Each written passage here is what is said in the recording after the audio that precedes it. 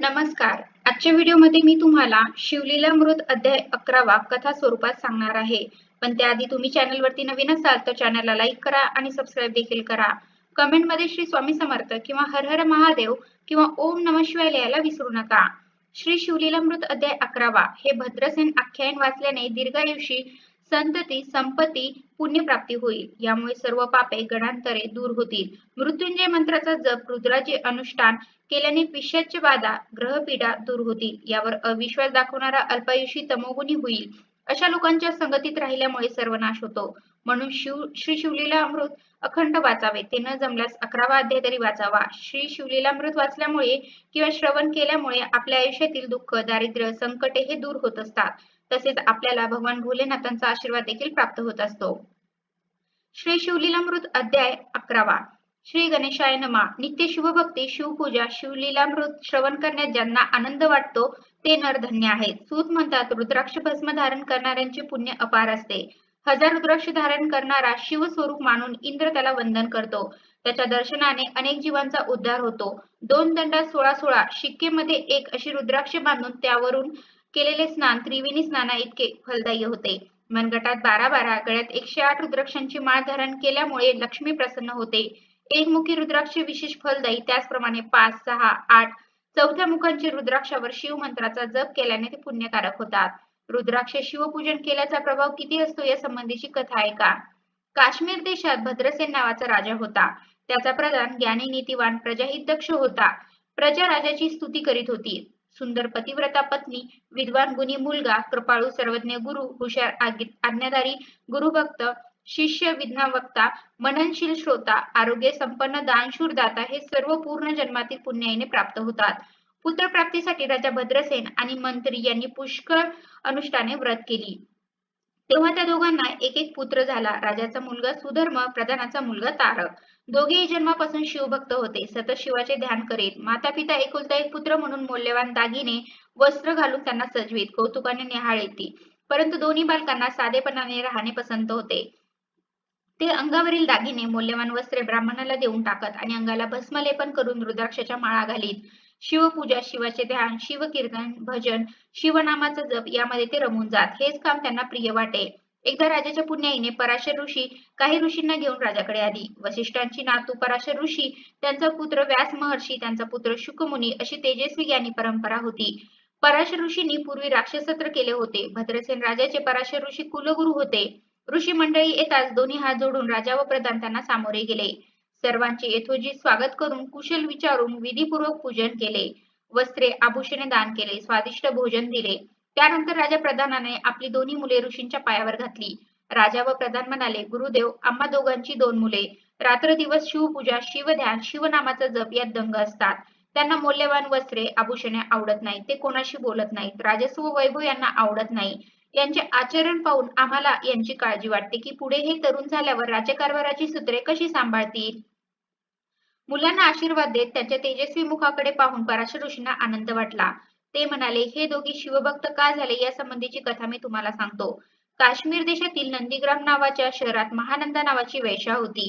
ती अत्यंत धनवान, सर्व प्रकारचे वैभव व सत्ता तिच्याजवळ होती. तिच्या अप्रतिम गायन कलेमुळे, नृत्यातील प्रावीण्यामुळे शहरातील उच्च श्रीमंत व्यापारी अधिकारी तिच्याकडे येत. परंतु ती आपल्या व्यवसायातही पतिव्रता होती. ज्या दिवशी एका पुरुषाबरोबर संबंध ठेवला जात असे त्या दिवशी अन्य पुरुषाला ती भेटत नसे, मग तो कितीही धनवान असो. याशिवाय ती परम शिवभक्त होती. सोमवार प्रदोष शिवरात्रीचे व्रत नियमितपणे करी. 1,00,000 बेलपत्र शिवपिंडीवर अर्पण करून पूजा करीत असे. अन्नछत्रही तिचे चालवले.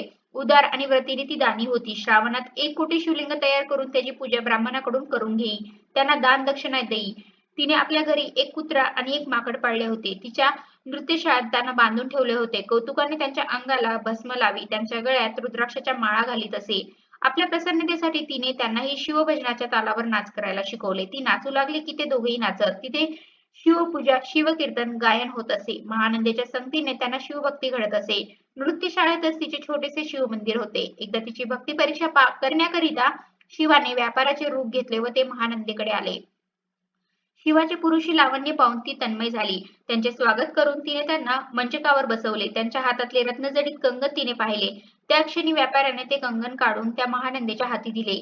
महानंदेला आनंद झाला. ती म्हणाली, आजपासून 3 दिवस मी तुमची दासी झाले. असा करार झाला. व्यापाऱ्याने ते मान्य केले. त्यानंतर व्यापाऱ्याने आपल्या जवळील दिव्य शिवलिंग काढून तिच्याजवळ देत म्हटले, हे शिवलिंग मला प्राणापेक्षा प्रिय आहे. हे भंगले, जळून गेले किंवा हरवले तर मी अग्नी प्रवेश करीन. म्हणून तू हे शिवलिंग काळजीपूर्वक जपून ठेव. माझे व्रत फार कठीण आहे हा अवश्य म्हणून महानंदेने हे तेजस्वी शिवलिंग नृत्यशाळेत नेऊन ठेवले. थोड्या वेळाने ते दोघेही रत्नखचित मंचकावर झोपले. तिला झोप लागलेली पाहून शंकराने लीला केली. नृत्यशाळेला आग लावली. आगीचा ज्वाला पाहून लोक आरडाओरडा करू लागले. महानंदा शांत झोपलेली होती. तिला व्यापाऱ्याने जागे केले. ती धावतच नृत्यशाळेत गेली. तिथे बांधलेले कुत्रा व माकडांना मुक्त केले. ते पळतच जंगलात निघून गेले आणि तेवढ्यात नृत्यशाळा भस्म झाली आणि अग्नी शांत झाला. तेव्हा व्यापाऱ्याने विचारले, महानंदे, माझे दिव्य शिवलिंग या आगीत जळाले की काय? तुला मी काळजीपूर्वक सांभाळून ठेवण्यास सांगितले होते. 1 तास महानंदा घाबरी झाली. शिवलिंग भस्मात झाले या विचाराने पश्चाताप करू लागली. व्यापारी म्हणाला, आपल्या कराराचा आज दुसरा दिवस आहे, परंतु शिवलिंग भस्म झाले म्हणून ठरल्याप्रमाणे मी अग्निप्रवेश करतो. असे म्हणून व्यापाऱ्यांनी चिता तयार केली आणि ओम नमः शिवाय म्हणून चितेत उडी घेतली. हे पाहून महानंदा दुःखी झाली. तिने ब्राह्मणांना बोलावून आपली संपत्ती, महाल सर्वांचे दान केले. यानंतर तुम्ही स्नान केले, अंगाला भस्म लावले, रुद्राक्ष धारण केले, शिवाचे ध्यान केले आणि त्याच अग्निकुंडात हर हर शिव म्हणून उडी टाकली. त्या क्षणी उदयचलावरून सूर्य प्रकट व्हावा तसे भगवान शंकर प्रकट झाले. त्यांनी सहजपणे महानंदेला वरचे वर उचलले. छातीशी धरून म्हणाले, मी तुझ्यावर प्रसन्न आहे. हवा तो वर माग. तेव्हा ही सर्व नंदीग्राम नगर उद्धरून घ्यावे. तथास्तु मनशिव अंतर्धान पावले. अशा प्रकारे आपली माता, बंधू, नगरवासी यांच्यासह महानंदा शिवलोकी गेली. त्या शिवलोकी आधी व्याधी, क्षुधा, तृष्णा नाही म्हणून ते भेदबुद्धी, काम, क्रोध, दुःख, मद्य, मत्सर नाही. तेथील पाणी अमृताप्रमाणे गोड, कल्पतरूची बनी, कामधेनूची खिल्लारे, चिंतामणीची घरे, तेथे शिवभक्तांना जे पाहिजे ते त्वरित लागते. ही कथा सांगून पराशर ऋषी म्हणाले, राजे, महानंदेने पाळलेले माकड आणि कुत्रा या जन्मी सुधर्मा आणि तारक म्हणून जन्माला आले आहे. पूर्वजन्मीच्या शिवभक्तीच्या पुण्याईमुळे या जन्मी त्यांना मानवदेह अधिकाराप्रमाणे मिळाले. ते दोघे योग्य वेळ येताच त्यांच्या अधिकाराप्रमाणे उत्तम राजकारभार करतील. तुम्ही त्याची चिंता करू नका. ते तुम्हाला शिवभक्तीची दीक्षा देतील. भद्रसेन राजाने प्रधान अपत्यासह पराशर ऋषींना साष्टांग नमस्कार केला. ते म्हणाले, आम्हाला सुपुत्राचा लाभ झाला. आम्ही धन्य झालो. आता हे दोघे किती काळ राज्यकारभार करतील? यांचे आयुष्य किती आहे हे कृपया आम्हाला सांगा. कारण ते दोघे नवसाचे एकुलते एक असल्याने आम्हाला प्राणप्रिय आहे. म्हणून आपल्याला विनंती आहे. पराशर म्हणाले, राजा, खरे सांगितले तर तुम्हाला दुःख होईल आणि खोटे बोलले तर मला पाप लागेल. तेव्हा ऐक, तुझ्या मुलाला आज 12 वर्ष पूर्ण झाली आहेत. आजपासून 7व्या दिवशी तुझा मुलगा मृत्यू पावेल. हे ऐकताच राजा मूर्छित होऊन पडला. सर्व जनता शोक करू लागली. अंतपुरातील स्त्रिया रडू लागल्या. राजा शुद्धीवर येताच हाय हाय करून शोक करू लागला.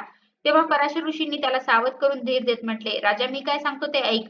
जेव्हा सर्व चराचर किंवा ब्रह्ममय होते तेव्हा अग्नेय ब्रह्म असेच पोरण होऊन मतम नावाचे तत्व मायेने उत्पन्न झाले. सत्वरजतम हे त्रिविध अहंकार शिवाच्या इच्छेने घडून आले. शिवाने सत्वापासून विष्णू, रजापासून विधाता, तमोगुणापासून सर्व विनाश करणाऱ्या रुद्राला निर्माण केले. सृष्टीच्या रचनेची विद्या त्याला आज्ञा केली आणि 4 वेदांचे सार असणारा रुद्रादय शिकवला. हे शिवाचे रूप आहे असे सांगून विधात्याने आपल्या 7 पुत्रांना उपदेश दिला. रुद्रदयाच्या अनुष्ठाने आयुष्य वाढते. म्हणून हे राजा भद्रसेना, तू रुद्राची अवतरणे कर, शिवाला अभिषेक कर. याच्या प्रभावाने तुझ्या पुत्रावरील मृत्यूचे संकट दूर होईल आणि तो चिरंजीव होईल. 100 घट आणून त्याने त्यात गंगेचे पाणी भर. त्यावर आम्रवृक्षाचे पाने ठेव. रुद्र पठण करून ते पाणी मंत्रून तुझ्या मुलाच्या अंगावर शिंपड. अशा प्रकारे रोज 10,000 वेळा असे 7 दिवस जलसिंचन करावे, तर तुझा मुलगा वाचेल. पराशर ऋषींनी अशा प्रकारे राजाला त्याच्या मुलाला मृत्यू संकटातून वाचवण्याचा उपाय सांगितला. राजाला समाधान वाटले की त्यांनी भक्तिभावाने ऋषींना नमस्कार केला व म्हणाला, हे महात्मा, आपणच हे सर्व अनुष्ठान करावे, कारण आपण सर्व ऋषींमध्ये श्रेष्ठ आहात. मी सर्व तयारी करतो. त्यानंतर पराशर ऋषींनी अत्यंत विरक्त, सुशील, शुभ लक्षण युक्त असे 1000 ब्राह्मण बोलावले.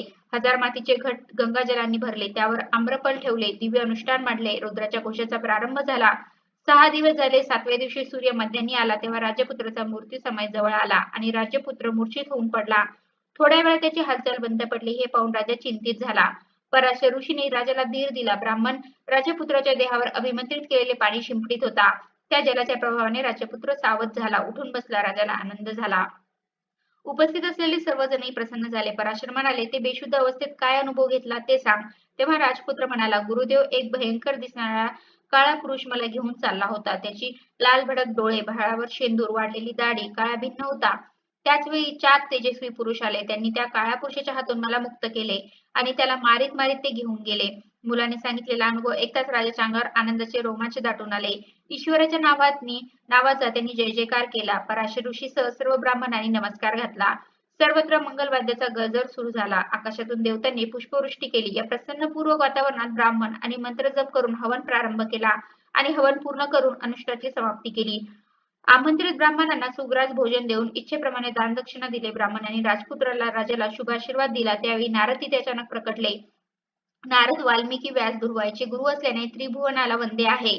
16 विद्या 64 कला त्यांना पूर्ण अवगत असतात. इंद्रादी देवतांना सुद्धा त्यांचे आदरयुक्त भय वाटते. नारदाला पाहताच यज्ञातील अग्नी मूर्तिमंत प्रकट झाला. सर्व ऋषी आणि राजपरिवार राजा यांनी धावत जाऊन नारदाचे स्वागत केले. त्यांना उच्च आसनावर बसून त्यांची पूजा केली. नमस्कार करून म्हणाले, स्वामी, आपला त्रिभुवनात संचार असतो. आपल्याला दिव्य दृष्टी आहे. तेव्हा काही अद्भुत पाहिले का? नारद म्हणाले, मी इकडे येत असताना मार्गावर 26 शिवदूत मला भेटले. त्यात वीरभद्रही होता. त्याने मूर्तीला बांधून चालवले होते. वीरभद्र मूर्तीला विचारत होता, तू कोणाच्या आज्ञेने भद्रासेनाच्या मुलाला घेऊन चालला होता? त्याला 10 वर्षे आयुष्य आहे. राजा, तू रुद्रानुष्ठान केल्यामुळे तुझ्या मुलाचे मृत्यूचे संकट टळले. राजाने नारदला नमस्कार केला. नारद अंतर्धान पावले. त्यानंतर राजाने रुद्राचे सहस्रवर्तन केले. आपल्या पुत्राला राज्यगादीवर बसवले. तारकाला युवराज केले. राजा प्रथम तप करण्यास वनात निघून गेले. यथावकाश ते दोघे शिवपदास गेले. तर अशा प्रकारे आजच्या व्हिडिओमध्ये मी तुम्हाला शिवलीलामृत अध्याय 11 कथा स्वरूपात सांगितलेला आहे. कसा वाटला तुम्हाला माझा आजचा व्हिडिओ कमेंट करून नक्की सांगा आणि कमेंट मध्ये हर हर महादेव किंवा ओम नमः शिवाय लिहायला विसरू नका. धन्यवाद.